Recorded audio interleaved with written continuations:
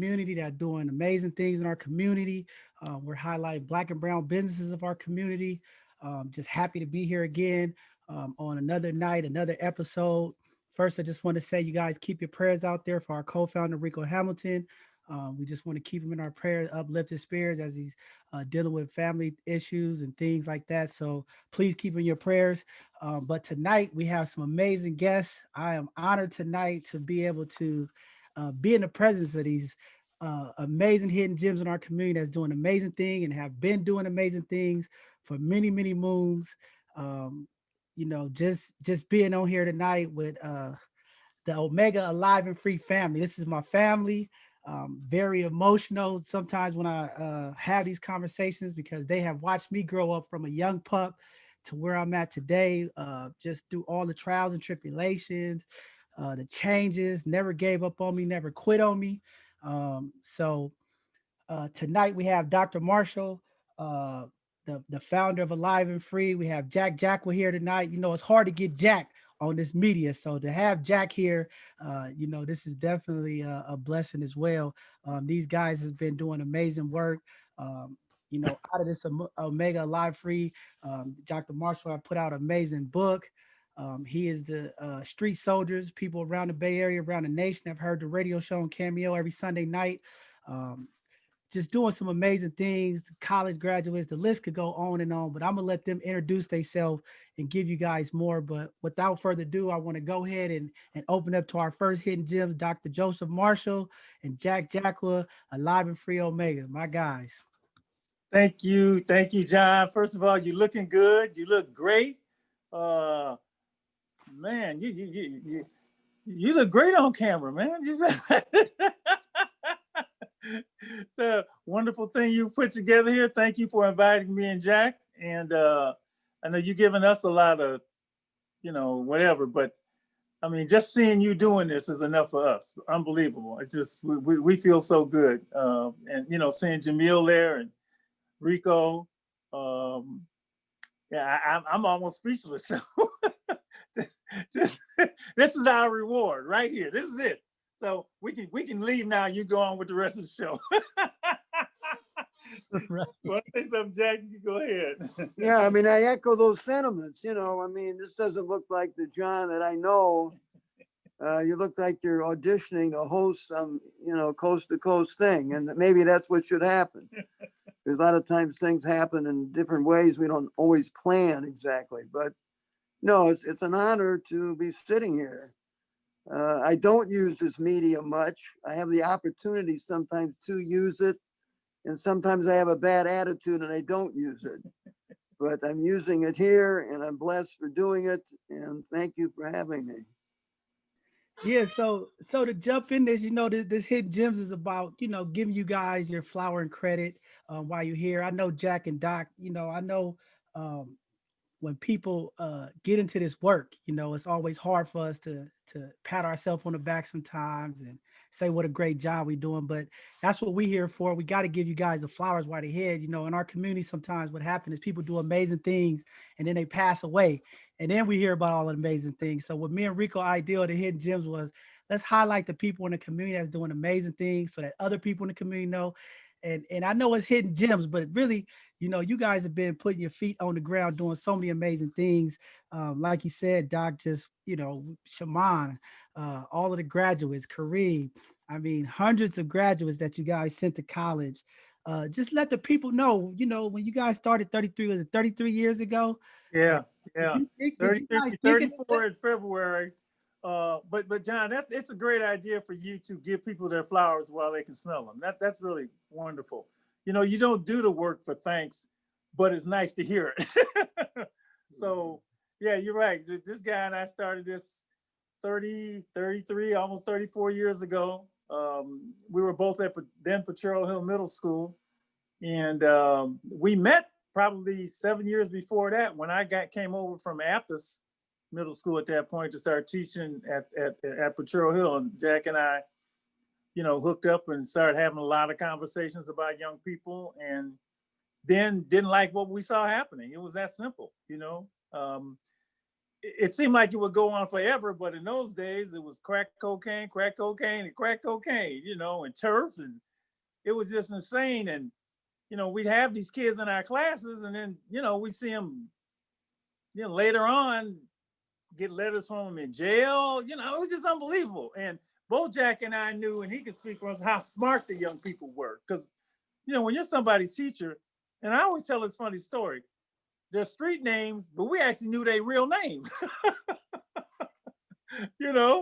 And it just hurt us. It really, really hurt us. And we went to some funerals, and it was just terrible. So he and I decided to, we borrowed an idea from a gentleman, Vallejo, Fillmore Graham, who was doing that Continental Omega Boys Club there, and then brought it here and put our own spin on it. And literally, February 26, 1987, we put a few young people together and said, let's try this out. And John, they actually bought it. They said, what? They're gonna do this, right? Because we was preaching education and and stop the violence, right? No drugs. Everybody was doing drugs then, but we've been joined to hip ever since, and that's how it started. Jack. Yeah, first of all, where are the flowers? I don't see any flowers. You're talking about flowers.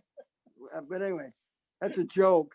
Yeah, no, Doc put it right. You had a choice. A lot of the youngsters, you want to go to Penn State to go to college, or you want to go to the state pen. I always use that line, not an original, but it's real. Right. It's real. Yeah. And the fact that, the whole thing started in the school district with us. And, the fact is, as I monitor the school district today, it looks like they're going backwards and we're going forwards. I don't know whether they're at home downtown, you know what I mean, or what they're doing, but they knew what we were doing.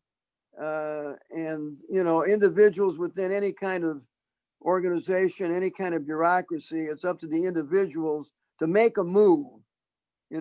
Sometimes I think it's easier to make change from the outside as opposed to the inside. But sometimes when you're on the inside, if you're going to make change, you got a perfect opportunity, but you got to stand up and make change.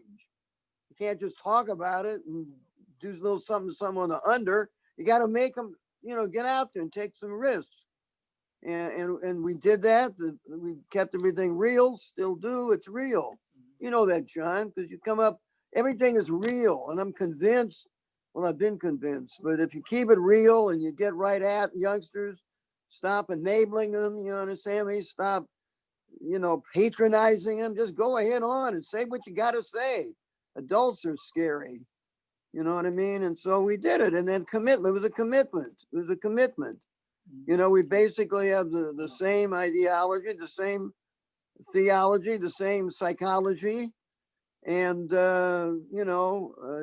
Doc has done this incredible job, unbelievable, sending so many of these people, all these people to college, and I, supported 100%. At the same time, I've been working in the jails and the prisons, juvenile. That's what we do. And it comes together. It's a beautiful stew. It's a stew that tastes good. Right. Really good. You know what I mean? It simmers a long time. And you don't ever give up on it. You put different herbs in it, different seasonings, some good seasonings, Hey, man. A nice garden. Hey, better watch out with the herbs, man. We don't want to be promoting herbs. No, we're not doing that. I'm talking about McCormick herbs. You understand me? McCormick herbs. Right.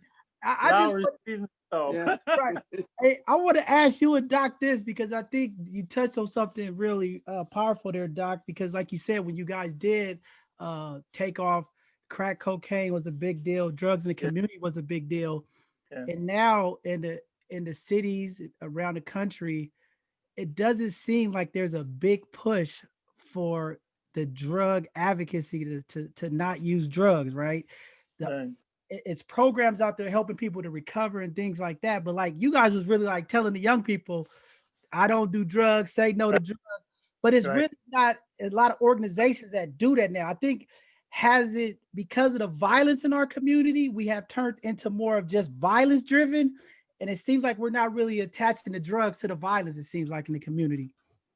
Yeah, well, even it hasn't really changed. It just takes different forms, you know. When we said stop the violence, you know, and I don't, you know, and I don't do drugs, people thought we was crazy. I mean, they really did, because it was like, why not? You know, I can make money, you know, and if somebody messes with me, I will mess with him, right? It's just, and so we just knew it wouldn't work. See, that was Jack and I think. We knew even if you thought it was gonna work, it wasn't gonna work. And we got quick results because, I mean, we knew it because we were going to funerals, and we saw something in young people that they didn't necessarily see in themselves. You know, society, and even sometimes, you know, they themselves saw a side of them that wasn't the real person. And maybe because Jack and I had them in these moments in school where we could see, you know, they let their guard down and we could see, oh, you really, you know, you ain't really like that. Right. And they was wearing a mask, they was faking it, you know, they had this exterior, but it wasn't really them.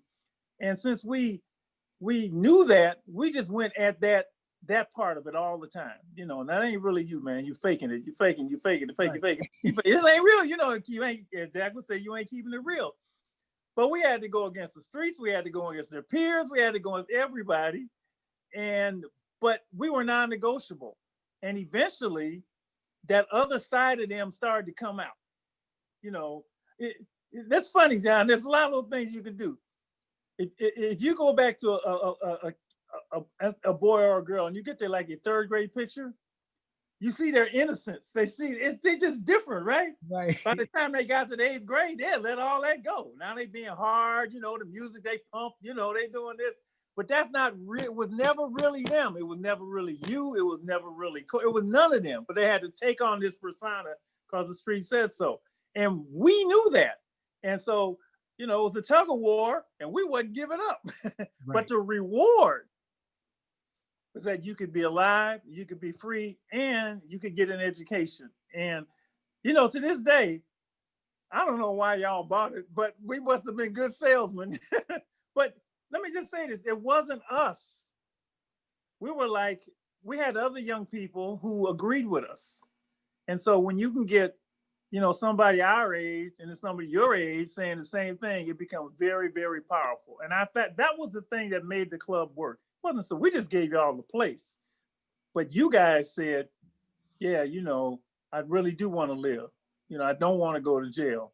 And it was just a beautiful thing to see. And you could see the turning point. You could see the mind starting to click. You could see, you know, because you start to believe in this death thing. And y'all would come up with phrases like, well, you know, you only live once. When you got to go, you got to go. You know, I mean, y'all be like, y'all was fatalistic as hell. Exactly. Like, what was my favorite one? You got to do what you got to do, Doc. You know, we ain't got no choice. We got to do what we got to do.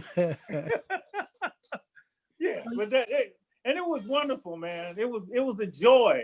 You know, brothers didn't smile. And when y'all started to smile, they said, I told you it was there, you know. Right. And y'all was into the grimy thing. No, you ain't gotta be. It was so much fun. You know, we wouldn't let go, right, Jack? We just would. And Jack's favorite phrase is never give up. We just never, ever gave up. Man, definitely. And then Jack, you know, all of the work that you do in the jails and how you so connected with the community involved, like give the people like with you going through the community, being who you were and how respected you was. Like, what was that like for you, that transition? Well, no, I've always been interested with the community, and, you know, but the whole thing is we had something going because we knew, both of us, what youngsters, and it was just said by Doc, and it's carried on, you know. I mean, just to keep it real, or to talk about drugs, or talk about, you know, Black history, something that somehow is lost in the school system. And you know, we get now, you know, at least in juvenile, we get sons of some of the original people that we've been helping, and grandsons, and some incredible stories. It is community. It isn't poverty pimp community. It's community. It's family community. That's what it is. And I think the big thing that I know I'm off the subject with you, but that's okay. Commitment. And that's what you got. Yeah. See, that's what you got. You got commitment. That's what Corey's got is commitment. You know, and you can name a lot of those people that we know commitment. You know what I'm saying? Because that's what it was, commitment. And it's for you to then, what you know you owe. You know what I'm saying? I mean, the youngsters got to understand that if he has kids, the fact of the matter, he's got to be a better father than his father, no matter who his father was. You take it up a notch. Excellence. This is the thing. Not giving up, as we're saying, and just continue on. Stop, you know, just, I don't want to say bad words, but just stop, you know, messing with folks and stop messing with yourself. And if you're doing it, do it. Stop crying, stop quitting, stop giving up, stop sometimes too much politicking. You understand me? And let's just do this. And there's no, you know, this is not easy work, but there's joy in the work is the results. This is a result. And there's results I see all the time. You know, yeah. All right. And I think that, from Doc saying buying it, man, I think it was just like he said, you guys' commitment. Like literally when y'all was like, no matter what you go through, we here for you. You know, John, you know what? There's a beauty in it, man. When you're taking somebody home at 11 o'clock at night, you know, and you get to have them conversation, you know, you at some point you got to really be you, right? So you driving, you know, you driving somebody up the Kiska Road, you know, and like they may not act like they're grateful, but they really are that you're taking their butt home in the middle of the night, driving through turfs when you risking your own life to do it, right? But we never felt that way. You know, we never felt that it was worth it. If our lives were at risk, okay, that's a great risk because you were worth the risk, you know? And guys from all the turfs would show up we have meetings, everybody from the turf show up. And we'd be like, hi, what's up, man? How you doing? You know, man, we ain't gonna have nothing here. Ain't gonna be no drama here. Ain't gonna be no drama here. Like, well, man, you know who this is? Well, man, but this is my house. These are our kids. You can't come here and mess with our kids. And they'd be like, well, that kind of makes sense, you know, because somebody got to do, you know, you actually gonna stand up? Yeah, man. You know, I mean, it was just all those nights, it was joy. And then there were heartbreaks. You know, I remember when Corey and Omar got shot and, you know, I visited them in the hospital, you know, that hurt. And, you know, but it's just part of it. When you love your children, and that's the way we always viewed you guys as our kids. That's hard for people to get because people might view their own kids that way, but we always viewed you as our children, right? And anything we would do for my own biological kids, I would do for you. And yeah, even, you know, and the whole college thing that's what parents do for their kids, right? Yeah. Yeah, as you do for your kid. It was like, I remember Venus told me, Venus was the first one to tell me, oh, you ain't gonna send us to college. Why would you do that? I said, she would say, what's in it for you? I said, we just want you to be successful. So yeah, I know we're going on. Probably people think we're crazy doing this, but it was just so, and it continues to be so much fun because there's always a new John. You know, it's funny. I remember when your daughter was born. This is how close we are with you guys. I got into this business because a lot of families were in disarray. There were not a lot of dads, and I know that I represented that for a lot of the young people, right? But then I didn't have to do that with you because you became the dad. And I was like, yeah, we won. That was it. Fine. Right. John is alive and he's free and he's a father. You can't tell me nothing. Man, and that impacted my life. You, Coach, Jack, Cowboy, and you guys, right? You guys were the fathers of the community. You know, I didn't have that in the house. So coming to the program, you know, Jack giving us rides home, like all the times I had the excuse to quit. I couldn't quit because I had you, Coach, Jack, somebody like, no. And see, this is the real John. This was you all along. Yeah. Well, you guys pulled it out of me. When you went to Job Corps, that was you. That was you. This is a manifestation of the John Henry. This is a manifestation of Rico coming out and becoming him. That's the real person. Jameel, what he's doing, this is the real. It's easy to get infected and confused and thrown off by that other stuff. But see, I got to give y'all the credit. Because see, you had to do the work. You had to, we wasn't around you 24/7. Right. So whatever we planted in you, you had to go out there and execute when we wasn't around. And that's why, this is a pride moment for me and Jack. This is just unbelievable. And for all those young people that decided to do right no matter what. No matter what. No, definitely. I mean, the temptations didn't go away. Yeah. No, exactly. It did. But I mean, the consistency and the commitment was everything. And it is an honor for me tonight. I've been on your show. Just so to be on the reverse side to just tell you guys thank you, all the great things you guys done for me, my family, the community, and just all of the young people. I have so many Omega Alive and Free brothers and sisters out there that's doing so many amazing things.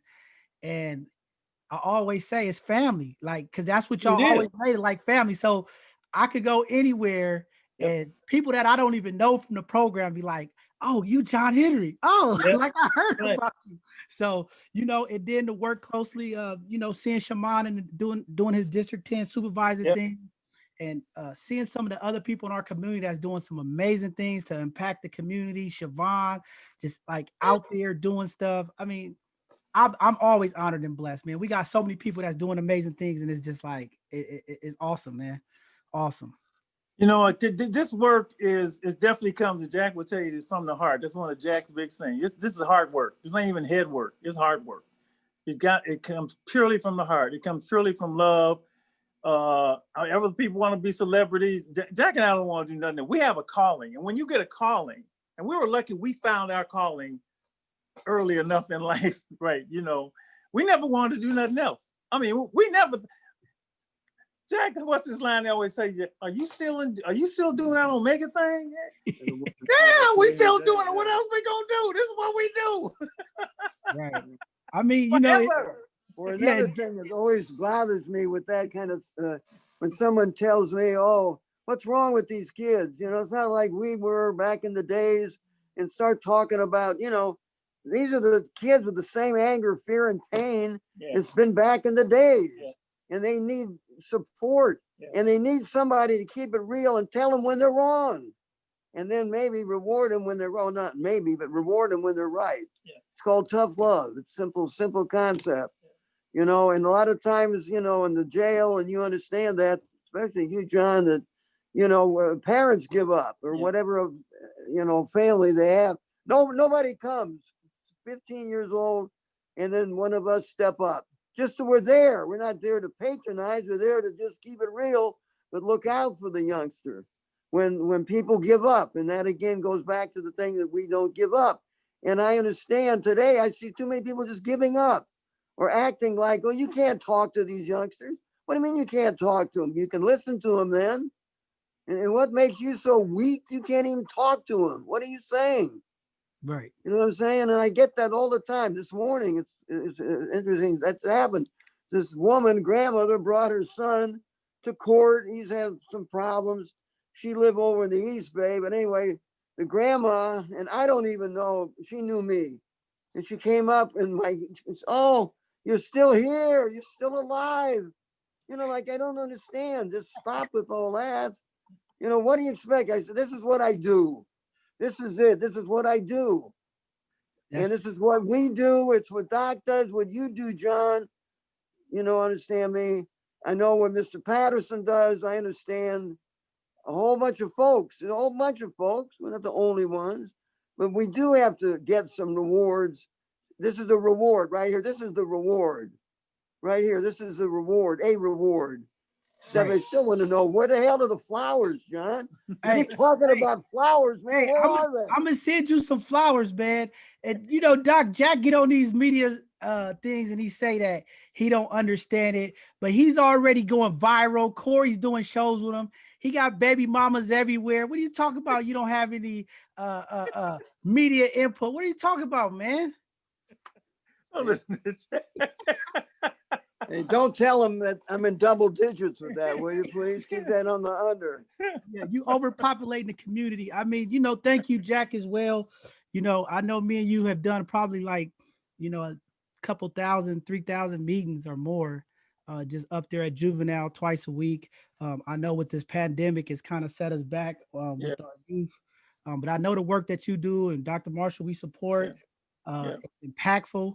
And Doc, can you just let the people know before we pass this thing over to the next hidden gem, just for people who might not know about the program, what you guys got going on Tuesdays and Thursdays, how they can Yeah. get involved, how they can reach out to you, because I think it's important. I know a lot of people hear you on Cameo every Sunday, but Yeah.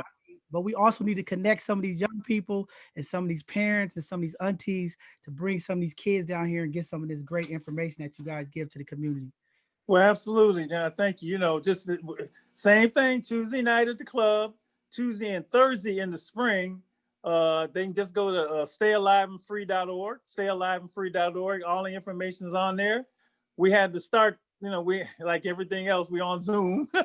So right now, right behind me, class is going on. There's a whole bunch of young people in the Zoom with Mrs. Stell and Dr. Wise, and I'm gonna go join them. This is where we gotta do it for now. But you know, it's just great, man. I'm every year I think, are they gonna keep coming back? And then a whole bunch of new young people show up, right? A lot of them are second generation Omegas, you know, Yeah. people that we sent their parents to college. They came and show up. And that's the other thing, John. Everybody in that is referred by somebody else. We never recruited. The best thing is word of mouth from, like you saying, you let these people, let folks know. And now it's probably the easiest thing because they can just join Zoom. They ain't even got to come down here. Eventually they're gonna have to come. Right. Yeah, just go to stayaliveandfree.org and have them sign up for being here on Tuesday night. And let me just say this too. If anybody has a youngster on probation or anybody that's, in the system that wants questions answered, you can always call me. I'm more than willing to have a conversation with you, listen to you. And I probably know the answer. If I don't know the answer, I'll get you the answer. So the best way to do it at this time, just call a youth guidance center and ask for me.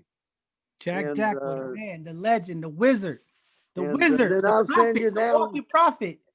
Hey, I'll send you down to the end of the block where John's working at UC Hospital. So no, but just please call me. I mean, it's not difficult. Just pick up the phone and call me, and I'll send me some flowers. No, I don't want to. I got to stop. I might wind up getting all kinds of flowers. I don't want just flowers. It's boys and girls. I just want to let everybody know. It's boys and girls. Okay. It's a family affair. Old school. Definitely. So again, I just want to thank you guys for giving up your time tonight. I know you guys busy and got to go. This is an honor. It's emotional for me because I know what you guys both mean to my life, my daughter's life, my granddaughter's life, and you guys watched the process. And I just want to thank you guys again for never giving up on me, staying committed. And I know Rico want to be here tonight because you guys meant a lot to him and his progression in life as well. And just want to say I love you guys. Thanks for all the work that you're doing. Man, John, you the best. Jameel, you the best. And Rico, you the best. Just keep being the best. Man, we love Let me y'all. have the last word, John. I just want to say one thing about you, because I don't know whether that was put out. I mean, I didn't do it yet, but it's like you are so consistent. You're coming to juvenile hall. John calls people from in the hall now, gives them advice, listens to them, does stuff with them when they get out over the years. And he's done it on his own, totally free of charge. He does it out of his heart. And that's a soldier, John. And so, like Doc said, this is great. And it's all love. And thank you, everybody. Peace. Thank you, man. We love you, Jack. We love y'all, man. See y'all soon, man. Keep doing what y'all doing. All right. Well, there y'all go, man. That's Dr. Marshall Jack Jackwell. You heard two of the finest people in the community that's been doing amazing things with our young people. I mean, they sent over 300 kids to college, paid for their tuition. We got some great products that came out of there. Just great to have them on. I know a lot of people listen to the Sunday Night Street Soldiers on Cameo, doing some amazing things. So just honored to have them on. But now we're going to move on to our next hidden gem here. This brother right here, man, is not only a good brother, but a good friend of mine. We grew up together, man. He's a founder of the NCLF. He's doing a lot of community stuff. And one thing about Jameel, uh, He's always been about waking up the people. He's always given information on Black history. Uh, his family has strong roots in the community, doing amazing things, and just thinking to have him here tonight, man. His brother means so much to our community. He does so much, uh, so many things with services in our community. He connects with everybody. He networks with everybody. He's a part of the man's group. Anytime there's something going on with the community, he's always there, impacting, always willing to give a hand and give information. So without further ado, I want to introduce my brother, Jameel Patterson, man. Go and holler at the people, Jay. It's the mill and we back in the building. Yeah. And I'm happy to be a part of the conversation. Before I start, I like to salute Jack and Dr. Joe Marshall. I was real thankful for being on the panel for us to rekindle the legacy. Because you are seeing legacy when you seeing history, seeing San Francisco history. So I think time is very precious, and I appreciate that. So why don't you go ahead and let the people know what you guys going with the NCLF, how people, some of the things that you have going on, just to really let people know, because part of Hidden Gem is to let the community know what our Hidden Gems are doing, what programs they're a part of, how people get involved, how people can reach out to you. Because sometimes we have people in the community, and we talked about that earlier. A lot of time the community don't know what people are doing. And sometimes the advertisement or the cards we pass out or the word of mouth sometimes might not get around. Our communities are always gentrifying and changing, it seems like, over the last 10 years. So we have new people in, but let the people know, like, you guys got a lot of stuff going on. So tell the people what you got going on, Jay. So, coming up tomorrow, and this has been like a 3-year project, but coming up tomorrow, we're going to have a very in-depth discussion about the People's Temple in Jonestown, but from a Black community perspective. And this is going to be our 3rd event. Because of the COVID, it's just a discussion, but we've had 2 major events on People's Temple in Jonestown, and it was the first time that it was ever acknowledged in the city. And People's Temple was right here in the city. So San Francisco lost a lot. The Black community lost a lot. A lot of business people lost their lives in Jonestown. So, and there was a lot of enabling by the city at that time. So it's a whole history that we're going to reflect on. Another project we're working on is next year we're going to get the Fillmore Mini Park remodeled, and that was like a long 7-8 year project, which involved a lot of community mobilizing. And the purpose behind it, from our perspective, was to make sure that the park, that we can have a new park, but the park can be a habitat for the community. A lot of times they take a location like that, turn it into a dog park or a kids park, and determine who can come there and who can't. So one of the things we did was we started programming the park with a number of community events, some small, some big, like 300-400 people showing up, right? And this had the effect, an indirect effect of other people wanting to program that space. So we turned it into like a people's park, right? So part of this, see, the reason why parks are important is because they affect community life. There's a book called The Life and Death of Great American Cities, and it tell you why the city puts money behind parks and communities, right? And anytime a park is lined up with the street, where there's street traffic, then it's a place of interaction for the community, right? So that's another project we're working on, is getting the park redeveloped. We also established the Fillmore Collaborative, which serves as a neighborhood and community merchants association. And we also helped establish the SF Block. Before COVID, we had a chess committee going, And so at the park, we would set up a number of chess tables. And this was a way of kind of fishing people in, because you have people from all walks of life that play chess. You have people from all walks of life in the Black community. You got Black professionals to the Black gangsters. So the chess tables made a way for our people to interact with each other. Because of COVID, we can't really do the chess tables. But those are some of the things that we have been working on and continue to work on. We also want to do a demonstration around the Gary Street intersection, which was another point of gentrification for the community. So a lot of these projects are about community beautification and also bringing attention to the history of things that have happened and shaped the community today.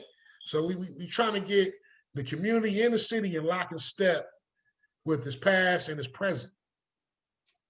Another thing we did was we did a Black history tour of San Francisco and Black historical monuments around the city. And I tell you, we didn't even get to finish our tour without leaving downtown.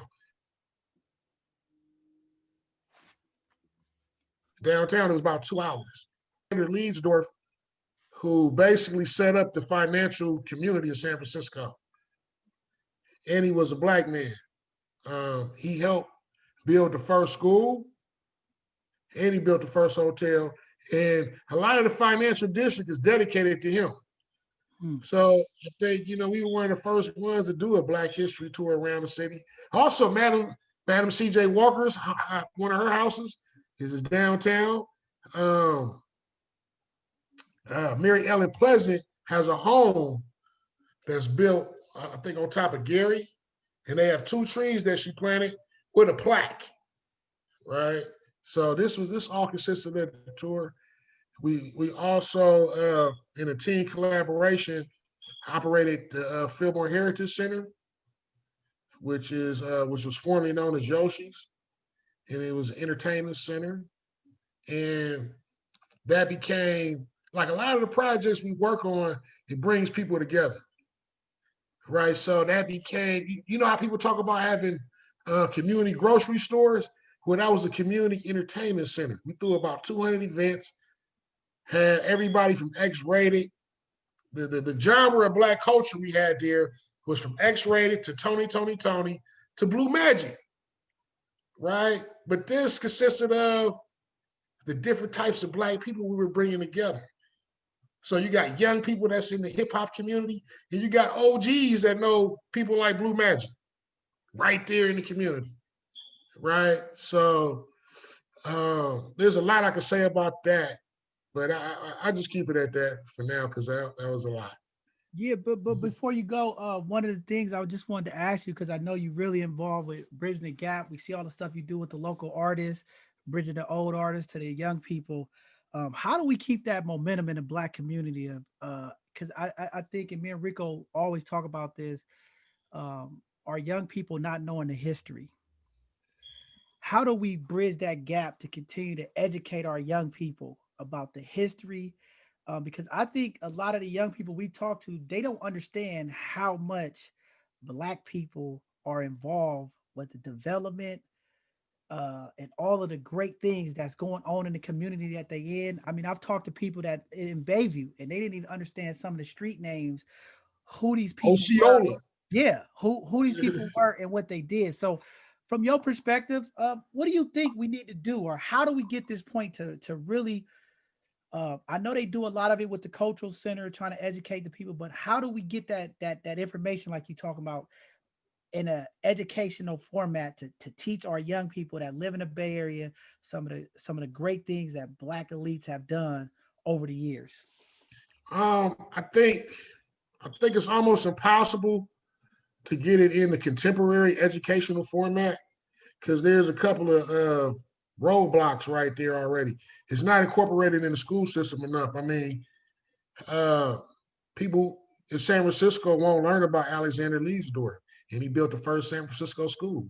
So so that's how much. And a lot of our youth go to the public schools or go to a school that's not going to teach you. So I think what we got to do is we have to set the program and we have to start doing the community events. And we got to do it in the ghetto. So part of the reasons of doing stuff at the park was it's right across from where people, deal drugs. And where, so if you bring it to the people, you can't be afraid of them. You bring it to the people, and then you have literature out there, or you have that time where somebody speaks to something, and I think in every platform that we have, like if we have a concert, I don't care if it's the most gangsters rap in the world, have somebody get on there for about 5 minutes and deliver this message to the people. This is what the Black Panthers used to do. And then on the flip side of it, when you're dealing with the elders, I think we have to realize what we have. We have to see the forest for the trees. So elders are an invaluable asset in the Black community. And the reason why is because you have an experienced person who's past their career, but if they have enough spunk, they can be an invaluable contribution. If you're trying to do an event and you might have this elder that knows about event setup, or so the elders have in our community have a number of skills, and a lot of them are going to senior citizen or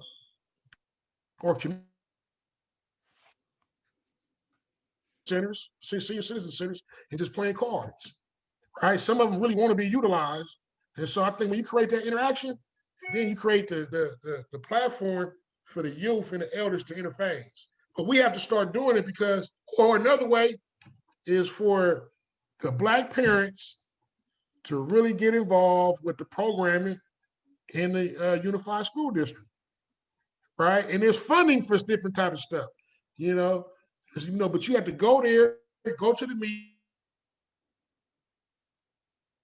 You have to do more than just, is my connection good? Okay. You have to do more than just send your child to school. You have to do more than just send your child to school. Go to the unified school district and see what funding they have for community programs. And you have to get involved in that. When they have a demonstration for ethnic studies, the community's got to be present, right?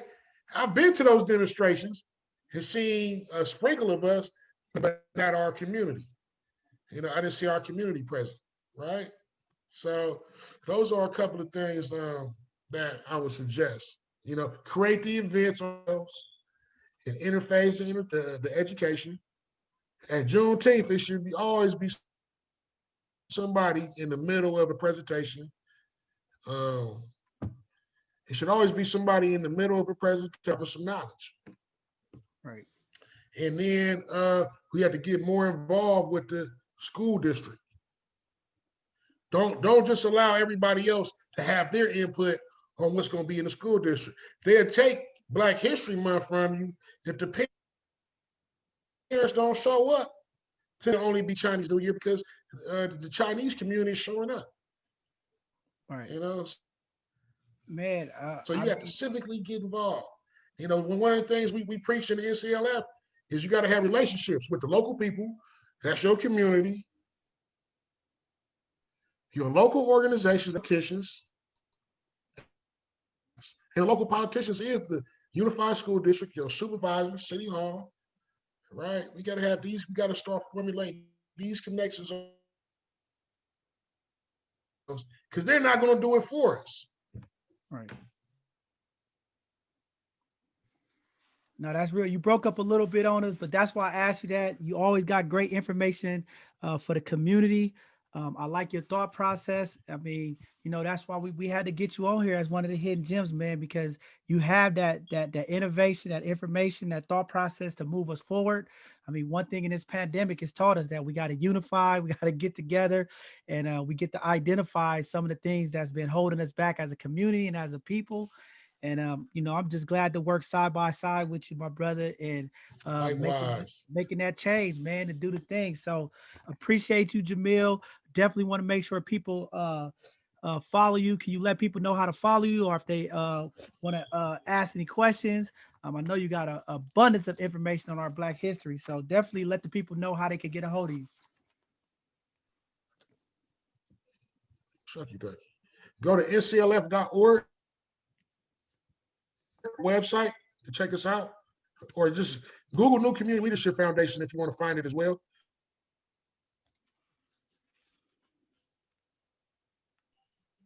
Let's see here. I think you froze up a little bit. But yeah, nclf.org. Y'all want to talk to Jameel, you want to get involved, you want to find out, some of the future things that they have going on. You want to be a part of this conversation that they're going to have. Definitely reach out to them. Just want to say thank you again. I know if Rico was here, he'd say proud of you and thank you. And I'm proud of y'all too, man. Creating hey, both sides of the conversation, man. Yeah, you already know. Definitely. Willie Brown said the people inside of the house are disconnected from the people outside. So that's why we need both sides of the conversation. There you go. There you go. I'm gonna have to use that one. That's a good one. But thank you again, my brother. I love you. Love the work your family is doing for the community as well. And keep up the good work, man. Love you too. And, just appreciate you, brother. Definitely. All right. We hit it here. Our last hit, Jim. She been waiting patiently. Camera issues. All we do is sit there through the emotions. But definitely we made it here. Z, just want to say, one part of both sides of the conversation is highlighting our people, definitely giving our flowers and letting people know in the community what we have going on. A lot of community in this pandemic, reached out to me and Rico, and a lot of the frustration was, there's things going on, people don't know about it. How's better way to start connecting people so people know what's going on in the Bay Area, in the city, across this, our people doing amazing things. Wasn't up on you until I found out a little bit. I'm like, oh, this sister dope, man. Because, here at both sides of the conversation, me and Rico believe, through communication and the arts and different things of that nature creates a healing space, Yeah. and what you're doing is very powerful because, people don't understand in the Black culture, dance is everything. That's a part of us. I see the kids we call it breaking back in the days, and they be battling. I'm watching some of these shows, and these kids is doing some amazing dance project. But you are a founder of a dance corporation. You're doing a lot of other things in the community. So just wanted to welcome you on to both sides of the conversation and just acknowledge you and thank you for the great things. And want you to go ahead and introduce yourself to the people and let them know what you got going on and what you're doing, how people can get involved and connect with you. For sure, for sure. But thank you for having me. My name is Zianee, but I go by Z Hype. That's my dance name, my stage name. It just kind of evolved, just a lot of energy. And I think, well, it speaks for itself. I'm from Oakland.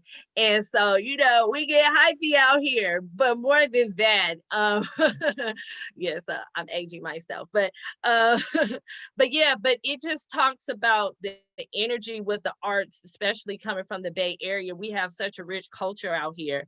And I know for some people, when it comes to arts, they may have grew up in a dance studio and their parents have money to take them there. But I'm a product of an after school program kid. I'm a community center kid. You know what I'm saying? So I had the elders come to us. They met us where we're at, just like my good brother that was just speaking, saying we got to bring it to the community. We got to meet each other where we are, right? And that's what happened to me. So in a time of growing up, like in the 90s and the early 2000s, a lot's going on. We got the drug wars, the crack epidemic, and all those things that's happening. And sometimes you can't articulate what's happening in real time. So we're gifted people. We have a rich culture, and sometimes amazing things come out of it. And so with that, just me trying to identify myself and feel out how do I speak to all this energy. But I love hip hop and I love R&B and I love our culture. I love I love what we bring to the table. So how you fuse it together, we have dope people that teach us about, the history of dance coming out of the Bay Area. We have people that, great mentors and elders that really taught me how to dance. And that's where I got my love from. Of course, I have the gift, thank God, but the love really came from the healing and transformation through expression. And that's what brings me to the things that I do. Even though I was able to, make a few of my dreams happen, still making them happen as a commercial dance artist. But, it's so dope to be able to bring your culture, speak the language that we speak, tell a story, put it into movement. In order to tell a story, you got to dig into them spaces. And in order to be great, as you dig into them spaces, you got to be disciplined. And on top of your discipline, you have to challenge yourself. So that's where, the motivation and movement and healing comes from in that process. So basically the work that I do, I go into the communities when there's a need. If there's a need, I'll start up a dance program if the community wants it, you know. And so I do programs for the Oakland Public School District. They'll reach out to me. Again, like Jameel was saying, sometimes you do have to infiltrate the system. You have to get the parents involved.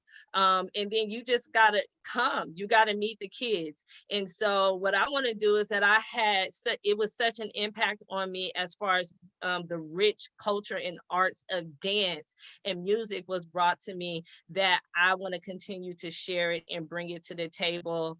So that's what I do. I have a dance program currently right now is virtual, so which is super fun. After a while, though the cool thing about dance and arts is that it's social. So we learn everything by being next to each other. It could just be from a song and then we own, and then it's a dance step. That's the dope part about being in real time with people. But even virtually, we're just like, you know what? Log in, hop in, let's make the adjustment. And that's what I do is virtual dance classes. I even hold even talks. So not only do we dance, we talk about what's going on. We talk about what's happening right now, the social injustice that's going on. How do we feel about it? How do we transfer our energy as an artist? How do we speak to these things? How do we come together? And how do we bridge a gap? So it's so many opportunities for growth other than just dance steps. It's deeper than that. It's literally a movement through motion. So pretty much that's what I do right now. I'm independently working with different people and working with different organizations. That's how I utilize myself. Just really just building relationships with the cities, private programs and things like that. Yeah, I think that's dope. And I see you kind of been around the country, New York, LA. And Yeah. a lot of people, I mean, that's a good wealth of information to kind of see different parts of the United States, how people move. But a lot of people don't know in the Bay Area, we trendsetters on a lot of stuff. They don't know yet. The Bay always trendset, doing amazing things, and people take it. So in your organization, is there an age group, or right now because it's Zoom, is just virtually all ages, or? Um, no, there's not an age group right now because it's Zoom, which is dope. I do open levels. So anywhere for those who just want to dance and move around, we can say from 5 to 35, and it can be 35 to 65. It's open levels. Sometimes the parents come together and say, hey, our kids, we're gonna let the kids step back, we're gonna let the moms come in and we'll do it, and then the kids hop in and take the class as well. So yes, it's all open levels. It's everybody is welcome to take the class. Oh, that's cool. And then I see you have a fitness part of that where you guys do maybe some fitness dance. Yeah, Definitely we got to connect with you. I want to throw you in contact with some people in San for Francisco as sure. well. Right now, there's a lot of funding going on for mental health, different type of resources, and dance is part of that mental health movement. And I think that's dope that you're doing that and virtually. So one thing about this pandemic, going virtual, doing things on Zoom, all the geographical holds ups are kind of lifted. People, like you said, can log in anywhere, get a good workout in. Yeah. Why not link up with somebody like you that's energized, that can get everybody hyped Come and on going? now, let's do it. Right. So are you limited to days a week, or what's the structure like on your the time? Are you doing it like a couple times a week, or how could people find out your times, or how are you promoting that? Yeah, so how I'm promoting it right now, of course, is on the social media platforms via Facebook and Instagram, ZEE Hype, HYPE, real simple on both. It's the same.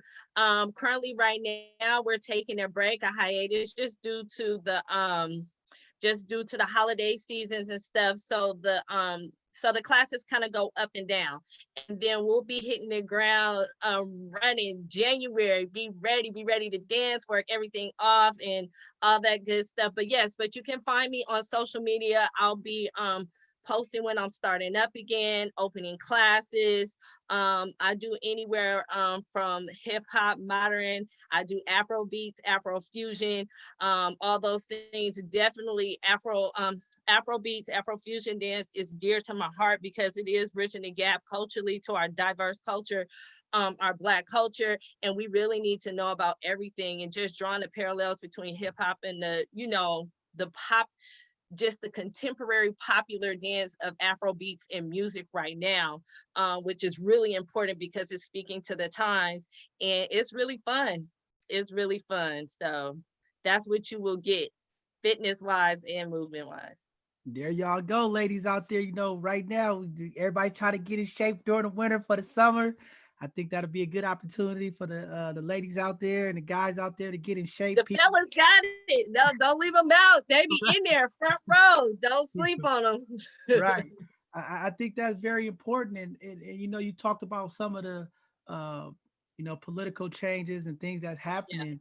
And just proud to see you doing this because I think um, our women in the community are moving fast and leadership roles, doing a lot of things in our community that's impacting our young ladies. And to see you doing Yep. this, definitely we're gonna continue to promote your information, try to get some of these young girls to get involved because there are resources, there are things out there for them.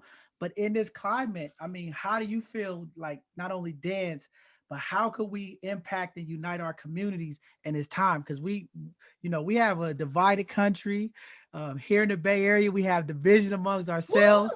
How do we pull this together? Talk to me. And Listen. How do we pull it together? I mean, honestly, to tell you the truth, is that it's not the time for us to pull apart. You get what I'm saying? So we got to work hard to kind of not follow that trend what's happening. We have to reverse that role and come closer together, and we have to be very proactive. We really just got to make it happen. And that's why it's important. And because everybody is in different spaces doing different things, and everybody has kind of like different agendas and what they're trying to go through. But I also feel like, we really do need to come together and meet each other where we need to be, in regards to just making united change. And so for me, I just feel like, again, I want to meet my people where we are. No one is excluded, but the importance right now, like you were talking about leadership, is that, I have to go to the community. I have to knock on the doors. I have to relearn the system again. Even if it's me going up to the schools and say, hey, what kind of program you guys got going on? I want to offer, this is what I'm doing. Do you guys want to get involved? Like my brother said, again, parents have to come to a forefront. I'm a parent too. So listen, I'm a parent who knows how to teach this. Come on, let's get our kids together. Let's get the parents together. Let's have meetings. Let's talk. Let's build. Let's do those type of things. And so that's what I believe. That's what it takes. Just really being proactive and showing that you're there, that you want to do it, and be consistent with it. yeah, I think that's very important. And that's what we try to do here is impact our community. And part of this show usually we promote for our businesses. It's an opportunity for our Black and Brown community to patronize our Black businesses and Yep. support each other with the dollars so that we can continue, because we know with all of the violence going on, all of the shootings, dance is an outlet. And we need these services in our community to give our young people some kind of Please. activity, because sitting in the house all day on Zoom is so many people, are young people dealing with depression, mental health, stress, not being able just to socialize. So I think this is very important and impactful in our community. And yeah, unity is everything. And I think we can make it happen. And I want to definitely support you in any way I can. Hear both sides of the conversation, get behind you. And like I said, if it's just an opportunity to promote. If you have something going on or a digital flyer, let us know so we Sure. can definitely circulate it with with the community, because that's what it's really all about. So yeah, with that being said, I just want to thank you. Much success to you. Whatever we could do to support you, we definitely are gonna be behind you and make sure that we push this, because I think with dance, it comes with a lot of healing. It's a lot of vibrant stuff going on when you dance, and emotions and signals and energy. No, yeah. See, look at you. I got you. Just real quick, what I wanted to say before you wrap it up is definitely just on some real stuff. Another way how we can bridge together. I am always looking for talent. I am always looking for ideas. Whether you're an artist, you spoken word, whether you play music, whether you dance, you're a mover, and you just got a lot of charisma. That's how we come together, and I think that's how you really build a lot of great relationships and a powerful impact. So I'm working on a lot of projects coming 2021, and I really want our Bay Area talent and our children to really come out. And I will be announcing like audition process, or even just my first rehearsal where I'll open up the doors for people to come in and just really see how we work well together. Yeah, and it's important you said that. I'm glad you said that, because we have had some artists, we have some upcoming artists that's want to come on there, and I definitely want to So submit your information. Also, this Sunday on our Sunday conversation, we got Bay Area legend Sugar T coming on. She's promoting her new album and talking about a lot of the things that she has going on in the community. And definitely want to connect you with her and some of our other artists that's come on, because it's important. And we want our young people to get that shine and that recognition, to put the Bay on the map, because a yep. lot of times when we watch these videos, I see people yiking. I remember the young people telling me about yiking. I didn't know who it was. They said, that's a fake thing. That's a fake thing. And then, what was the Blueface doing this bust down dance? And Uh-huh. Uh-huh. again, like I said, even in the music industry, there's a lot of things that come out of Bay Area that we don't get credit for. So I'm For sure. glad to have an ambassador like you putting your stamp on it, making sure that the Bay get their proper representation for what's Yep. going on in this movement, this hyphy movement, as we call it in the Bay, because we do go dumb in the Bay. If they We don't know, will. they will know. Oh, all the way. All the way. Exactly. So yeah, definitely we go reach out to you, and definitely we go promote your information out there, and I think it's gonna be amazing. So thank you Thank again for you. coming on. Now you're Appreciate it. not a hidden gem. People are gonna know about you. They're gonna be looking for you, and hopefully we can continue to capacity build for you, and get you in our community, because there's a lot of resources out there to help our young people. So definitely looking forward to working with you. Thank you so much. I appreciate it. All right, no problem. Well, thank you guys tonight for tuning in to another amazing Hit Gym show. I want you guys to log in this Thursday. We have another sister coming on. She was a hidden gem. She's going to be coming on. She's a lawyer talking about partnerships, trying to help our people in the community clean their slates with their criminal past. Should be another powerful presentation. Last Thursday, we had Justin Ward. That brother was amazing. He came on here. He talked about workplace rights and some of the issues that we deal with in the workplace. If you guys didn't get to catch that, or you want to catch some of our previous Hidden Gym shows or Educational Thursday shows, please log into our YouTube channel at Both Sides of Conversation on YouTube, and definitely you'll find some of our previous shows. And like I just said a second ago, this Sunday conversation, it's going to be a pretty amazing one. We're gonna have a local Bay Area rapper. We're gonna have Sugar T, the sister E40. She's gonna come on. She's promoting her album. Gonna have a great conversation about the things she has going on in the community as well. Some of her products and things that she's doing. Happy to have her coming on, and definitely want to connect that sister right there, Z, with her, and just talk about the state and of hip hop, what's going on culturally. She got a lot of wisdom, a lot of game and information. Been around for a long time. So definitely she's going to sprinkle us with some game this weekend. So looking forward to that. And then following Tuesday, we'll continue with another Hidden Gem show. Should be amazing. And once again, like always, we say we still looking for more applicants for our women mentoring group. So if you have it in your heart, or you feel you want to give back to some young women, some young people in the community, please reach out to us at both sides of conversation at Gmail. We are still taking application for women mentors. They're going to be mentoring kids from 14 to 25 years old. So please reach out to us. And definitely before we go, I just reiterate again for our co-founder not being here tonight. I know both sides of conversation, we appreciate and love our co-founder. And I just want you guys to continue to keep him and his family in your prayers. Keep Jada in their prayers. All of our both sides of conversation staff, just want to thank you guys for the amazing things you do. There's always transition, there's always hurdles, but we always get through. So make sure you guys definitely keep Rico and his family in your prayers. We love y'all here at both sides of conversation. We will see y'all. Thank you for tuning in to tonight's episode of Hidden Gems.